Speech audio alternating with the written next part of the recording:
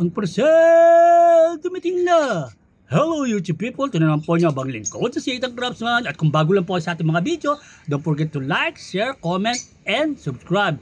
Ito po yung ating unboxing, yung ating tank cover na tinatawag nila. Napakaganda yung kung titignan nyo na yan o.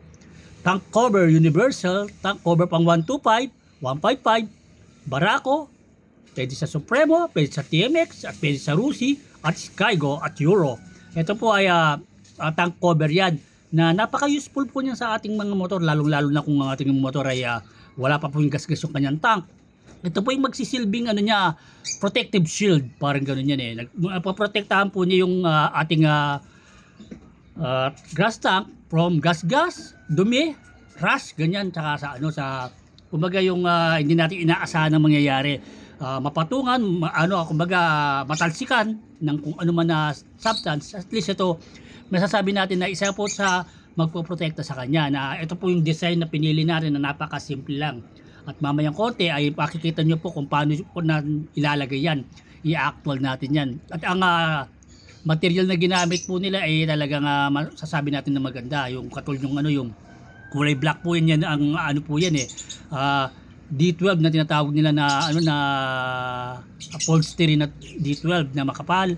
Tapos yung meron po tayo diyan na Taiwan leather yung nasa gilid, at yung design niya ay yun yung makintab, yung charol na tinatawag nila. At the same time sa kabila na masasabi natin safety, meron siyang foam, yun ang kagandahan niya. Yung foam po yan, yun yung magsisilbing parang yan eh. Kahit medyo maupuan natin yung tanko, kaya pag upo natin ay umusok pa tayo dun sa parte ng tank, hindi tayo na aalangan na magasgasan. Kasi mostly pagka wala pong ganyan na cover, nagagasgas po kahit sa suot natin na pantalon pagka umuusok tayo sa parting tank. At di natin may iwasan talaga yan pagka may umangkas sa likod. Yan, nakikita niyo po, i-actual po natin yan.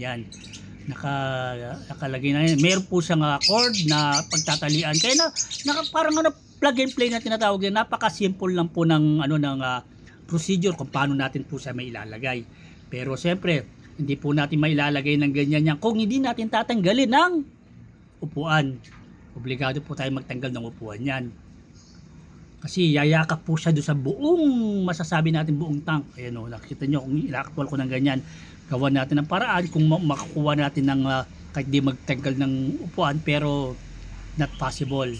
Kasi nga, may pa-curve yung ating tank na kailangan sundarin niya yung hulma at itatali natin sa ilalim yung kanyang cord. Ayan, kung makikita nyo, babaklasin muna natin yung ating upuan. Ayan, natanggalan natin ng mga bolt ng ating upuan. Ayan o. May lang, kaya yan yung sinasabi nila, iba matrabaho. Every time na may lalagay ka na accessories talaga sa ating motorcycle, at talagang magkakalas tayo at magkakabit. At at the same time, siyempre, diskarte lang. Kumbaga, kung wala kang ganong idea, pwede kang manood ng mga video tutorial dun sa atin sa YouTube. Marami pong mga ganyan, yung mga pamamaraan paano magkalas. Ayan o, ilalagay natin ito. Para napakasimple lang, nakita nyo yung kung anong ginagawa ko. Plug and play.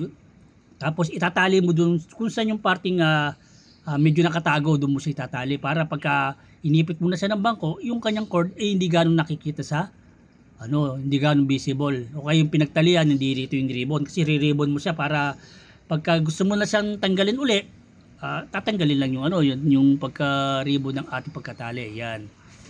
Ganyan po ang yan. Then pagka naitali na ng yan, babalik ang bangko, yan na po ang naging itsura. Medyo ginabi po tayo dyan sa paglalagay kasi dahil nga matagal talaga pagka nagkakalas. Magkakalas ka kasi sa mga ganitong mga modelo ng motor. Magkakalas ka ng upuan, mapipilitan ka magkakalas ng carrier. Ilan yung bolt ng carrier? Bali, dalawa, apat, bali, anim na bolt ang luluwagan mo. Ang tatanggalin mo talaga, tatanggalin mo diretso yung carrier para yung mga bolt ng carrier para maipasok mo yung mismong upuan, kasi tatama. Lalo dyan malapit dahil meron tayong U-box. O nakita nyo na ang kagandahan ng safety na nakikita nyo na meron siyang takip. Hindi lang siya sa dasa, at saka ang malaking protection na itutulong po niya ay yung sa rain, sa ulan. Kasi mostly nangyayari sa atin na minsan meron po pangyayari na napapasukan ng tubig yung ating ating gas dun sa takip kung saan yung parte may susian. Minsan may mga portion doon na sabihin natin na napapasukan pa rin ng tubig. Pero dahil nilagyan natin yan, parang ano yan, mga kapote.